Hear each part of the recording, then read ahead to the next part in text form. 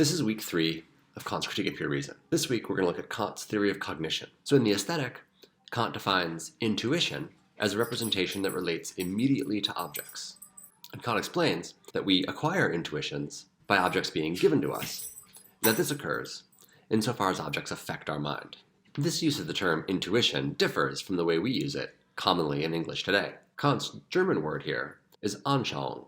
Anschauung is the noun that corresponds to the verb anschauen. Anschauen is a common word meaning to look at. So an Anschauung you could think of as a looking at. This is what an intuition is. It's the immediate presence of an object to our senses. Kant defines sensibility as our capacity to acquire representations by being affected by objects. Sensibility is our capacity of intuitions. And for Kant, sensibility is a receptive capacity, because we have intuitions by objects affecting us, or by our receiving objects. Now, while intuitions relate immediately to objects, concepts, by contrast, are representations that relate to objects by means of intuitions. More specifically, Kant says by means of marks of intuitions. And the understanding, Kant defines as our faculty of concepts, or our faculty of thought. Kant will go on, in the Logic, to give a fuller account of the understanding. But here in the Aesthetic, he defines sensations as the mere effect of an object on our sensibility. So this implies that intuitions, though they are received by objects affecting our senses, are more than mere effects of objects on our senses, since sensations are the mere effects of objects on our senses. A question that we'll have to answer for ourselves is, what are intuitions if they are something over and above sensations? Now, Kant draws a contrast between empirical intuitions and pure intuitions. Empirical intuitions are intuitions that relate to objects through sensations, while pure intuitions are intuitions that contain no sensations. Kant will argue in the Aesthetic that space and time are pure intuitions. Kant defines an appearance as the object of an empirical intuition. I think it's important to note that it doesn't follow from Kant's definition of appearance that appearances are anyway mind-dependent, or that there's any sort of distinction between objects as they appear to us and objects as they are in themselves, or between appearances and things in themselves. An appearance is just whatever the object of an empirical intuition is. So if our empirical intuitions are of things in themselves, then appearances are things in themselves. If instead, Kant can show us that our empirical intuitions are not of things in themselves, then it'll follow that appearances are not things in themselves. The last key distinction Kant draws in the Aesthetic is between the matter and the form of empirical intuitions. Kant tells us that sensation is the matter of empirical intuitions, while what orders many sensations, or in Kant's terminology, the manifold of sensations amongst one another, is the form of empirical intuitions. Kant will argue that space and time are the forms of empirical intuitions. Something to think about here is that Kant defines intuitions as relating immediately to objects, and he contrasts intuitions with concepts, where concepts relate mediately to objects, or they relate to objects by means of intuitions. But then Kant goes on to say that empirical intuitions relate to objects through sensations, where sensations are the mere effects of objects in our sensibility. So the question is, how is it that intuitions relate immediately to objects when they relate to objects through sensations? What's the difference between intuitions relating to objects immediately through sensations and concepts relating to objects not immediately, but by means of intuitions? Now, Kant begins the Logic by telling us that while intuitions are necessary for cognitions, intuitions are not sufficient for cognitions. Concepts are also necessary for cognitions. For Kant, cognition requires both intuitions and concepts. Kant puts this point by saying, thoughts without content are empty, intuitions without concepts are blind. Now, a question that comes up in the secondary literature, and that's discussed briefly in the paper for this week by Watkins and Vilishek, concerns the status of blind intuitions. Does Kant think that we can have intuitions without concepts, and that these so-called blind intuitions don't yet amount to cognitions? Or does Kant think that intuitions without concepts somehow fail to count as intuitions at all? We'll return to this topic in week 8. For now, Kant provides us with a fuller account of the understanding. While Kant has previously characterized sensibility as receptivity, he now characterizes the understanding as spontaneity, and he explains that the understanding is the mind's capacity to bring forth representations of itself. Kant also distinguishes the matter and the form of empirical cognitions. The matter of empirical cognitions are empirical intuitions, while the form of empirical cognitions are pure concepts, which Kant calls the categories. Now, Kant tells us a bit more about these key terms, matter and form. He says that the matter of cognition, which he also calls the content of cognition, provides the relation of cognitions to their objects. So for Kant, matter is the relation of a cognition to its objects, while form is what orders matters in relations amongst one another. Kant deepens this account of the understanding further on in the Logic, where he describes the understanding as discursive. He explains that the understanding doesn't relate to objects immediately in the way that sensibility does. Instead, the understanding relates to objects by functions that unify various representations under a common one. The understanding does this unification by judging, and so for this reason, Kant calls the understanding a faculty for judging. The idea here is that it might have intuitions of a blue cube, a blue sphere, and a blue pyramid. The understanding then brings the concept of blue forth by judging that these three intuitions all have a common color, right? So the understanding unifies the various representations of a blue cube, a blue sphere, and a blue pyramid under the common representation, the concept of the color blue. Now, Kant goes on to draw a distinction between the matter and the form of pure cognitions. Kant says that the a priori intuitions of space and time are the matter for pure cognition, and that the pure concepts, or the categories, are the form of pure cognition. The final key term is synthesis. He defines synthesis as the act of putting many different representations together and comprehending their unity in one cognition. Kant distinguishes empirical synthesis and pure synthesis. Empirical synthesis is the synthesis of a manifold of empirical intuition, while pure synthesis is the synthesis of a manifold of a priori intuition. Kant claims that synthesis alone is that which properly collects the elements for cognitions and unifies them into a certain content. So we saw above that Kant identifies matter with content, and he says that the matter or the content of our cognition provides their relation to objects.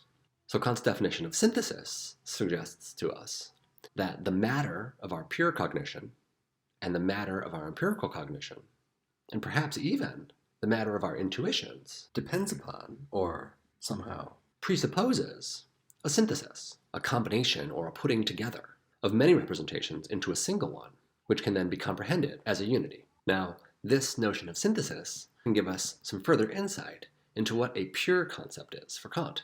He writes, the same function that gives unity to the different representations in a judgment also gives unity to the mere synthesis of different representations in an intuition, which, expressed generally, is called the pure concept of understanding. So Kant's claim here is that the pure concepts, or categories, are functions that unify, or functions that synthesize, various representations in a judgment, on the one hand, and various representations in an intuition, on the other. So the idea here is that the pure concepts of the understanding are the ways we put together the concepts sphere and is blue in the judgment, the sphere is blue, and also the ways we put together a sphere and blue in the intuition of a blue sphere. Now, this account of synthesis should prompt us to reflect back on the status of blind intuitions. Remember, Kant says that intuitions without concepts are blind. Does this mean that intuitions without concepts don't amount to cognitions, or that intuitions without concepts are somehow not intuitions at all? We've just seen that Kant claims that the pure concepts of the understanding give unity to judgments and also give unity to intuitions. And he explains that it's this unity that makes the elements of our cognitions into a content. So what I'd like you to think about is, what would intuitions lack if it weren't for the pure concepts? So I've given you a lot of definitions so far. What I want to look at now are two ways that Kant offers us to help organize those definitions. The first is a passage that's commonly referred to as the Stufenleiter. Stufenleiter in German could mean step ladder or hierarchy. It's translated in our text as progression. But here what Kant offers us is, I think, best understood as a hierarchy of definition. So Kant tells us the most general term for a mental state is representation. Kant distinguishes two sorts of representations. We have conscious representations on one hand and unconscious representations on the other. Kant calls our conscious representations perceptions. Kant then draws a further distinction between two kinds of perceptions. On the one hand, we have objective perceptions, which Kant calls cognitions, and on the other hand, we have subjective perceptions. Subjective perceptions are sensations. We saw in the Aesthetic that Kant defined sensations as the mere effects of objects on our capacity for representation. Here, he explains that sensations are subjective in that they refer merely to the subject as a modification of its state.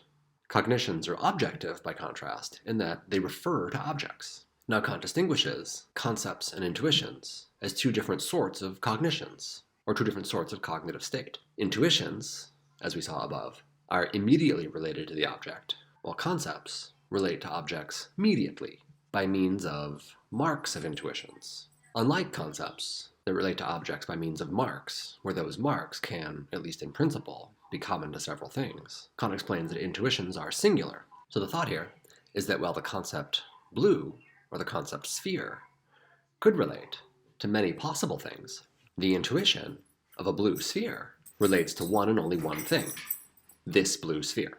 In the final passage that I want to look at, Kant elaborates his distinction between matter and form. Here, Kant defines the matter of our cognition as the determinable, and the form of our cognition as its determination. He writes further, the form of intuition precedes all matter, the sensations.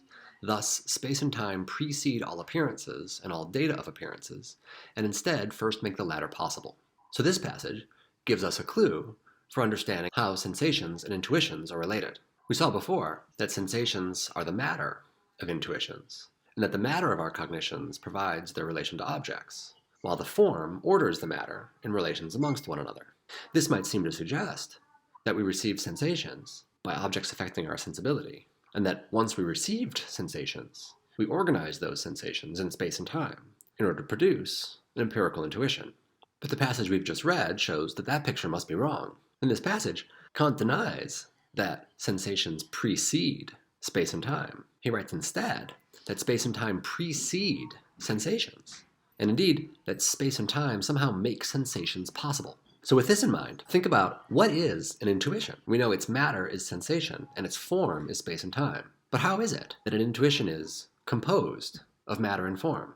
And how do intuitions relate to objects? We saw above that there's a puzzle. Intuitions are supposed to relate to objects immediately, yet Kant says intuitions relate to objects through sensations. How should we understand that now, knowing that space and time precede sensations in intuitions and make those sensations possible?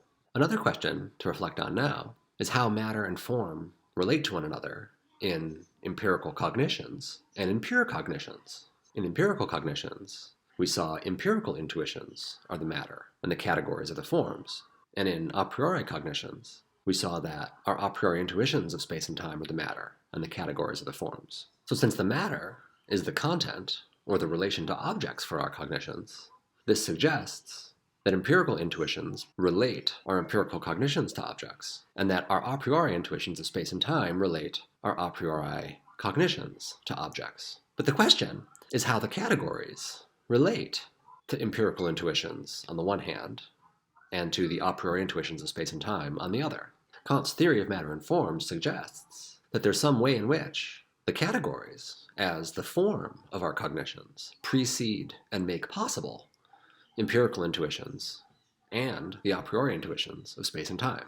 So how could this be, and what could it mean? Another question to think about is how this week's topic bears on last week's topic. How does Kant's theory of cognition relate to his transcendental idealism? Watkins and Wilczek suggest that the reason our cognition can't be of things in themselves is that things in themselves can't be given to us. Chignell, by contrast, points us to a passage in the B preface.